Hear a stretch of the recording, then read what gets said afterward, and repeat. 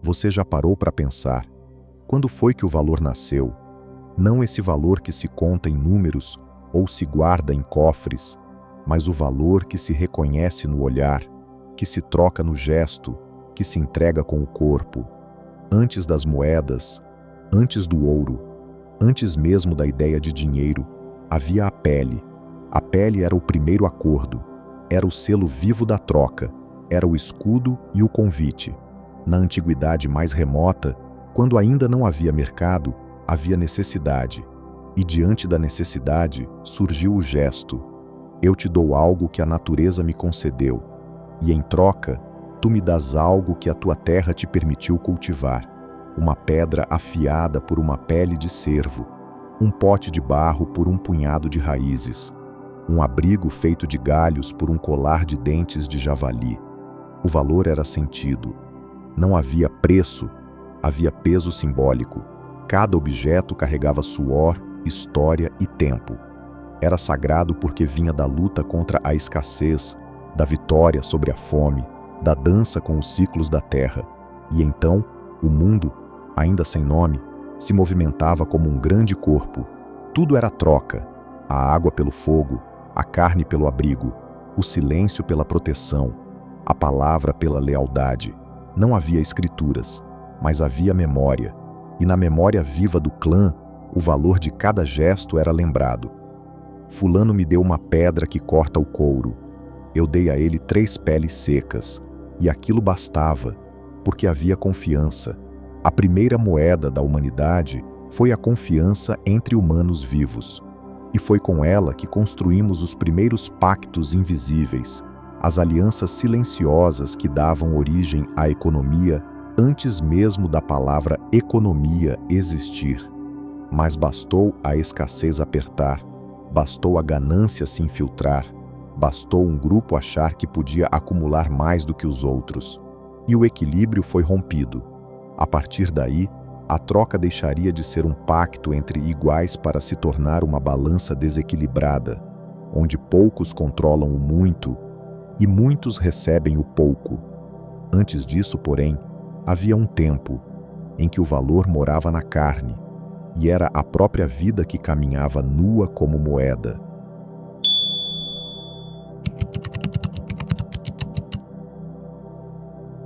Foi quando os pés começaram a voltar sempre para o mesmo lugar que a terra passou a ser marcada. Antes disso, o mundo era um caminho aberto.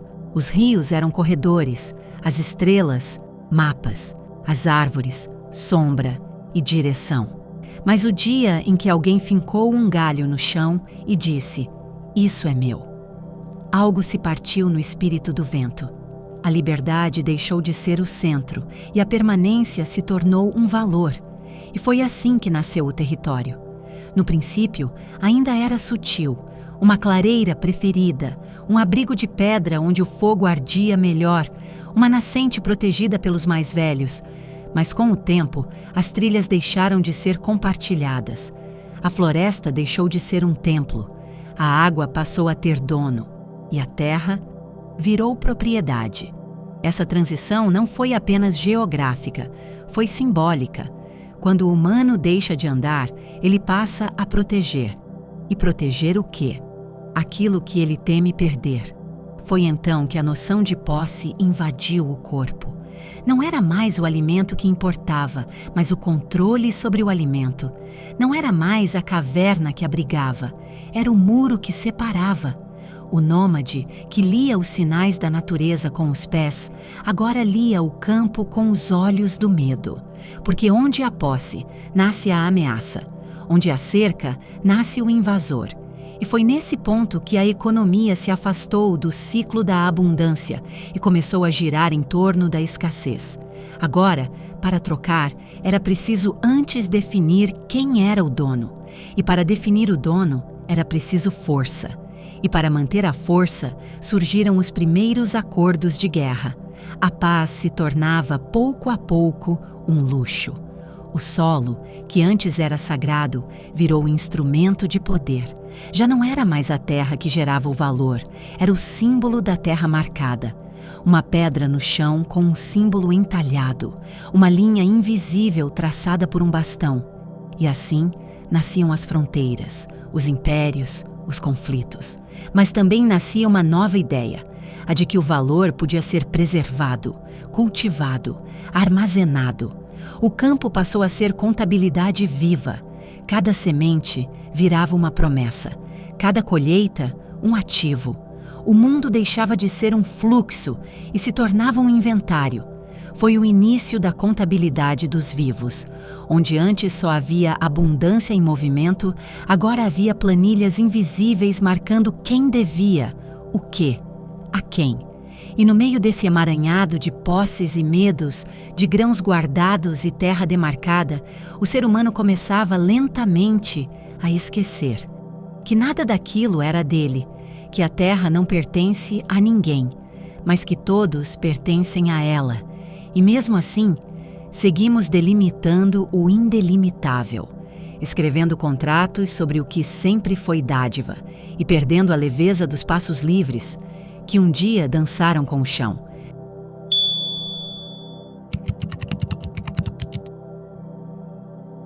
Antes do ouro, antes da contabilidade escrita, antes das moedas cunhadas com reis e impérios, havia apenas um fator que dava peso a todas as trocas: o tempo. O tempo era a régua silenciosa que media o valor de tudo. Quanto tempo levou para derrubar aquela árvore, para curar aquela pele, para caçar aquele animal e trazê-lo de volta à aldeia? O tempo era o que conferia dignidade ao objeto, e cada troca carregava, em silêncio, as horas escondidas na matéria. Mas o tempo não era apenas duração, era também esforço. Era o frio enfrentado, o corte na mão, o risco da floresta, a ausência do lar. Era o corpo presente na construção do objeto. Por isso, quando dois humanos se olhavam para trocar algo, o que estava em jogo não era só a utilidade do que se oferecia, era o respeito pelo tempo do outro. A economia, nesse ponto, ainda era ética, ainda era sagrada.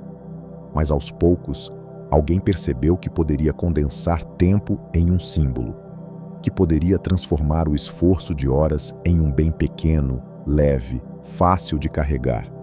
E assim nasceram os equivalentes de troca: conchas, pedras raras, sal, metais, símbolos de tempo acumulado. Quando alguém oferecia uma pepita de ouro, não oferecia apenas um metal brilhante, oferecia o símbolo do tempo que levou para encontrá-la, lapidá-la, protegê-la. O valor estava oculto na história, mas com a multiplicação dos símbolos, algo se perdeu. O tempo deixou de ser percebido. As pessoas passaram a ver o objeto, mas não a jornada. O símbolo passou a valer mais do que o suor que o originou. E quando isso aconteceu, abriu-se o portal para a especulação. O valor deixava de ser real e passava a ser projetado. Era possível enriquecer sem produzir. Era possível acumular sem ofertar. Era possível manipular o tempo do outro sem mover o próprio corpo. E assim, o tempo, que antes era a base da troca justa, tornou-se uma moeda invisível, manipulada nas sombras por aqueles que aprenderam a comprimir a vida dos outros em contratos que ninguém mais entendia. Mas há algo que o símbolo nunca pôde apagar: a sensação interna do tempo vivido. A alma sabe, a alma reconhece o que foi feito com presença e o que foi forjado na pressa. E mesmo no mundo moderno, onde o tempo virou número, onde o relógio dita a produção e o valor é fixado em cifras, ainda é possível perceber quando algo tem alma, porque a alma do tempo vibra, e aquilo que vibra jamais poderá ser falsificado.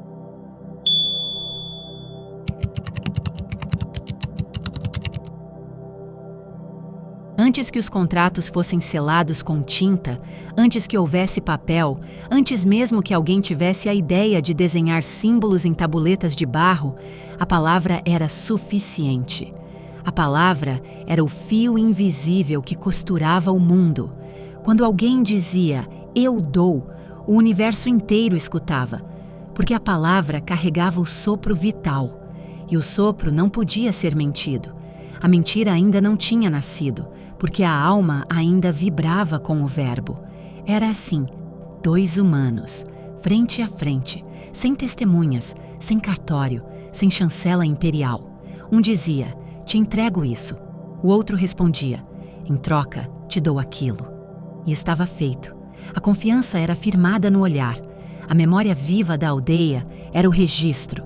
E o não cumprimento da palavra era um risco espiritual, porque o verbo falso feria o laço com o invisível. Palavras eram promessas, e promessas eram sementes plantadas no campo sutil do tempo. Cumpri-las era manter o equilíbrio dos mundos. Não cumprir era atrair o caos. É por isso que, nos povos antigos, quem quebrava a palavra não perdia apenas a credibilidade, perdia a alma. Era exilado não por castigo, mas porque havia rompido o fio do acordo, o fio da reciprocidade, o fio da presença. E se há algo que o tempo não tolera, é o vazio vestido de promessa. Com o tempo, porém, a palavra foi sendo domesticada, tornou-se protocolo, repetição, frase pronta, juramento sem coração. E então vieram os contratos escritos, os selos, os carimbos, os documentos, porque a palavra perdeu sua potência. E quando o verbo perdeu o espírito, o mundo precisou de papel. Mas a natureza não esquece. A vida continua respondendo ao que é dito com verdade. Ainda hoje, quando você fala com alma, algo se move. Ainda hoje, quando você promete com presença, o campo te escuta. Ainda hoje, o universo negocia contigo, pela vibração da tua palavra. Porque antes da moeda, antes da conta, antes da escritura, havia o verbo. E o verbo era pacto, era ponte, era fogo sutil entre dois mundos.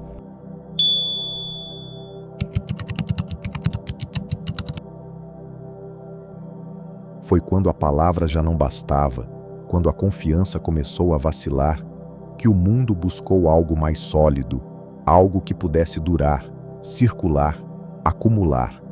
E assim nasceu a moeda, um objeto pequeno, resistente, difícil de forjar, com a marca de uma autoridade impressa sobre o metal. Mas ela não nasceu como ouro ou prata cintilante.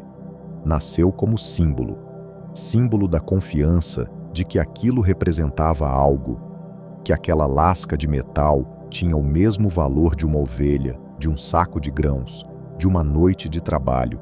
A moeda em si não valia nada, mas o mundo passou a concordar que ela valia tudo. E é aqui que mora o segredo mais profundo da economia.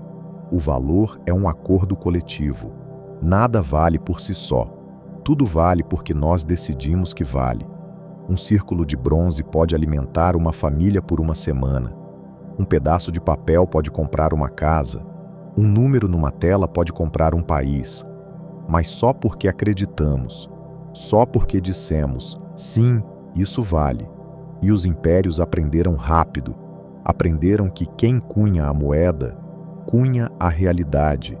Que ao colocar o rosto do imperador na peça metálica, não estavam apenas garantindo autenticidade, estavam eternizando sua presença. Cada moeda era propaganda. Cada moeda era controle. Cada moeda era um lembrete. Esse é o poder que rege tua vida. E assim, o dinheiro deixou de ser símbolo de troca e passou a ser símbolo de domínio. As moedas não circulavam apenas por necessidade, mas por imposição. Os tributos cobravam em metal.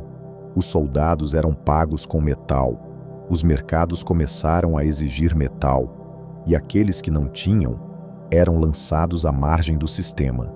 Pela primeira vez, a exclusão nasceu não da falta de valor, mas da falta de símbolo. E o símbolo virou um filtro, uma barreira, um divisor. Mas mesmo em meio à frieza do metal, havia um sussurro ancestral. Isso é só uma ideia pesada, sim, uma ideia perigosa, mas ainda assim, uma ideia. E toda ideia pode ser transformada, ressignificada, dissolvida. A moeda não é o fim, é o meio. Um meio que pode ser dominado ou pode dominar. Um meio que pode servir à liberdade ou escravizar os que esquecem seu real propósito. A moeda é espelho, espelha o que valorizamos, e se valorizamos o símbolo acima da vida, então a vida será vendida. Mas se soubermos olhar além, além do metal, além do número, além do contrato, talvez possamos lembrar que o verdadeiro valor não se cunha, se vive.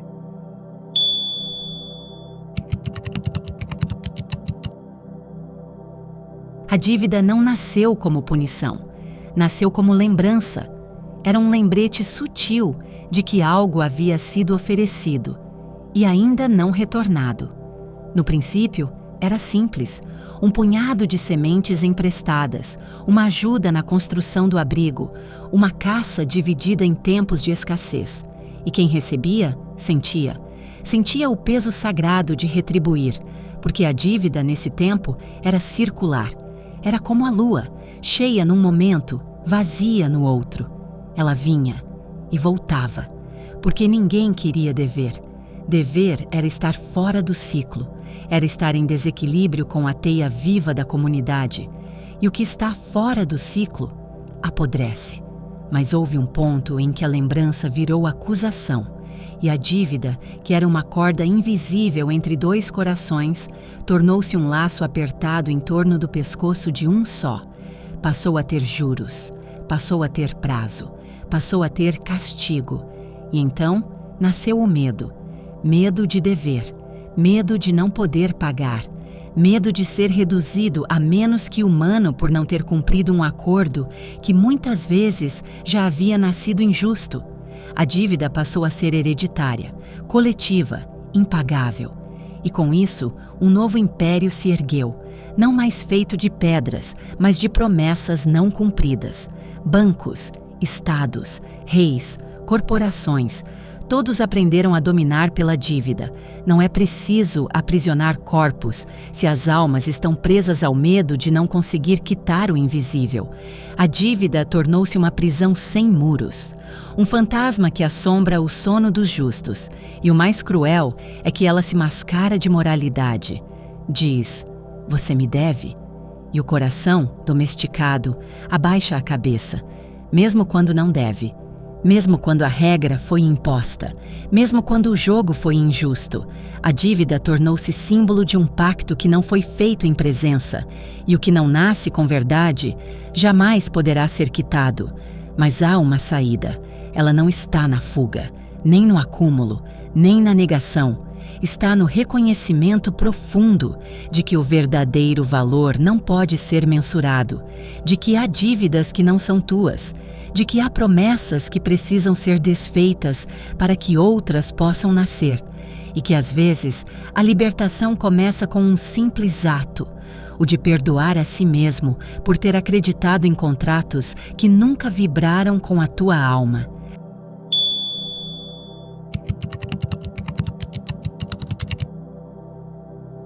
Quando o valor começou a se acumular, surgiu uma nova necessidade: guardar.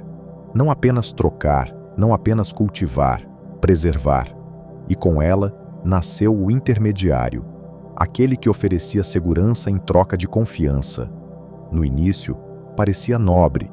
Os primeiros bancos surgiram como lugares de abrigo para o valor coletivo. Guardavam o ouro de muitos, para que cada um pudesse dormir em paz. Mas logo, o guardião percebeu que quem guarda, controla. E se controla, pode emprestar. E se empresta, pode cobrar. E se cobra, pode crescer.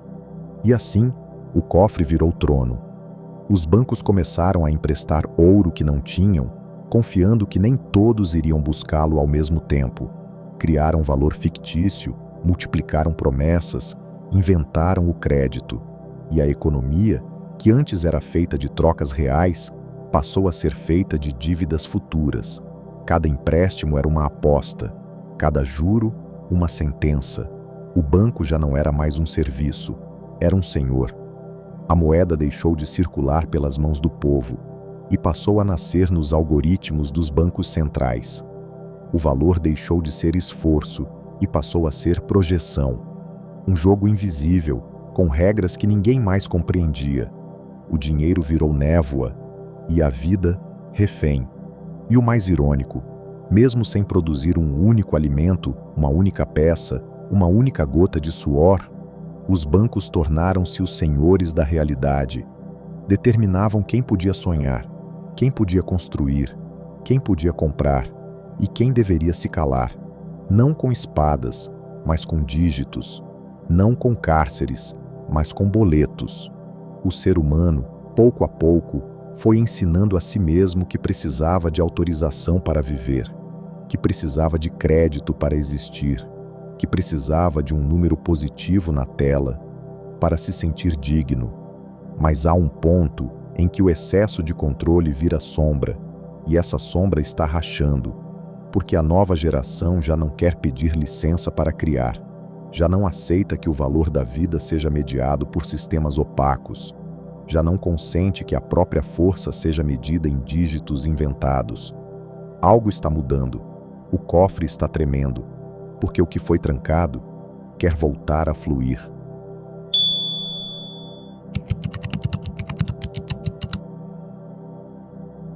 Foi no silêncio dos primeiros modems, nos ruídos metálicos das conexões primitivas, que algo começou a rachar. A estrutura do mundo, antes rígida, começou a se tornar permeável. A informação, que antes era privilégio de poucos, começou a escorrer por cabos, telas, ondas invisíveis. A internet não foi apenas uma invenção, foi um rasgo na cortina, uma rachadura no castelo onde o valor havia sido aprisionado. De repente, alguém podia ensinar sem ser professor, vender sem ser lojista, criar sem pedir permissão, receber sem passar por banco e, mais do que isso, conectar. Seres humanos separados por continentes, línguas, moedas e tradições podiam agora trocar, não mais por ouro, nem por papel, mas por ideias, por atenção, por presença. E nesse novo campo nasceu uma outra lógica, a do fluxo. O valor deixou de ser estoque e passou a ser circulação consciente. As redes começaram a lembrar o que os rios sempre souberam, que o que estagna apodrece, mas o que flui se renova. E na fluidez da informação nasceu um novo tipo de moeda, a moeda da atenção, a moeda do engajamento, a moeda do pertencimento simbólico. Mas junto com ela vieram também os novos senhores, plataformas, algoritmos, corporações digitais. Eles também quiseram controlar, também quiseram filtrar, também quiseram mediar e por um tempo pareceram invencíveis, até que um grupo de humanos, anônimos e livres, disse: e se não precisarmos mais de intermediários? E assim, no silêncio dos fóruns e dos códigos, começou a surgir a descentralização. O dinheiro, que tinha sido trancado em cofres e bancos por milênios, agora queria voltar a ser vento, código, presença, livre, invisível, imutável. E é nesse sopro que algo novo está nascendo. Uma rachadura que não pode mais ser fechada. Um portal que se abriu entre os mundos. Uma lembrança que volta como um chamado. O valor pode ser livre de novo. E quem lembrar disso vai deixar de ser escravo do símbolo e voltar a ser criador do real.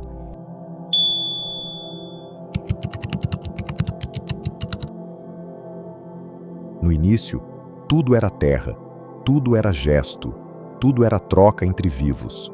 Mas agora, estamos voltando não ao passado, mas ao princípio, aquele lugar sutil onde o valor não está fora, mas pulsa no centro, onde a riqueza não é quantidade, mas qualidade de presença, onde o valor não se mede, se semeia. Cada pensamento é uma semente, cada decisão é um plantio, cada gesto, um solo. E assim, a economia volta a ser jardim. E tu, o jardineiro. A nova economia não é feita de moedas nem gráficos, mas de acordos conscientes, de energia vital, de fluxo criativo, de coerência entre o que se crê, o que se faz e o que se compartilha. O dinheiro, nesse novo paradigma, é apenas um mensageiro. Ele vem e vai, para mostrar onde está tua fé. Se guardas com medo, ele se congela. Se distribuis com presença, ele frutifica. Se circulas com intenção, ele volta com força. Não é magia, é ritmo universal, o mesmo que move as marés, as colheitas, os ciclos da lua. O valor, nesta nova era, é vivo e precisa ser cuidado como se cuida de um fogo sagrado, com atenção, com propósito, com reverência. Os velhos impérios estão ruindo porque esqueceram disso. Pensaram que o valor podia ser acumulado, armazenado, imposto, mas o verdadeiro valor resiste ao cativeiro. Ele escapa pelos poros, transborda pelas mãos, vibra nas relações. A nova economia será feita por aqueles que souberem dançar com o invisível, que aprenderem a honrar o valor do outro sem apagar o próprio, que perceberem que o dinheiro é apenas um reflexo do quanto somos capazes de confiar, de trocar, de manter o ciclo girando. E esse ciclo começa agora, na tua escuta, no teu olhar, na tua próxima escolha. Porque quando você se alinha com o valor que é semente, o mundo inteiro se torna campo fértil.